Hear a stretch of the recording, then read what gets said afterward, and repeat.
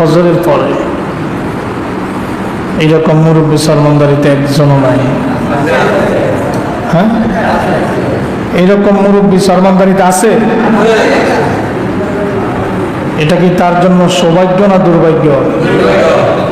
কথা কয় না, সৌভাগ্য না দুর্ভাগ্য? এটাও তার একটা মাদকাসক্তি, এটাও নেশা।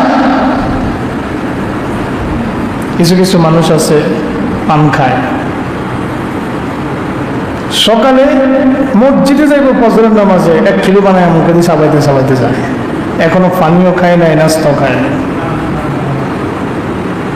সকালে 30 কিলো বানায়, কোমরের মধ্যে গুঁজে বক্সের মধ্যে লয়, কমপক্ষে 30 কিলো। জোহরের সময় আসতে আসতে ফিনিশ। আছে না নাই? অতিরিক্ত যে কোনো জিনিসই খারাপ। অতিরিক্ত যে কোনো জিনিস কি খারাপ। পান একটা ঔষধি গুণসম্পন্ন একটা পাতা, অতিরিক্ত সেবন আপনার জন্য উপকারের সাথে ক্ষতি নিয়ে আসবে। এর সাথে চুন, এর সাথে জর্দা, এর সাথে সুপারি, এর সাথে খয়ের, আছে না নাই?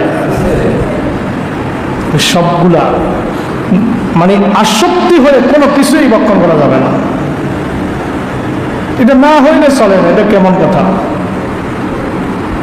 আমি পান খাওয়া জায়েজ নাই এই কথা বলি নাই, অতিরিক্ত কোনো কিছুই ভালো হয়। আর যেটা আল্লাহ তাআলা হারাম করেছেন, পান তো আর হারাম না, কিন্তু মদ, জুয়া, এক কথায় নেশা জাতীয় যত দ্রব্য আছে যেটা মানুষের মধ্যে মাতলামি তৈরি করে, মানুষের স্বাভাবিক অবস্থাকে অস্বাভাবিক করে দেয়,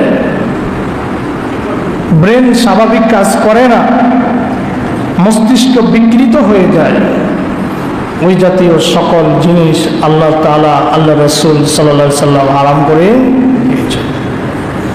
আজকের বিষয় মাদকাসক্তি, ইসলাম কি বলে?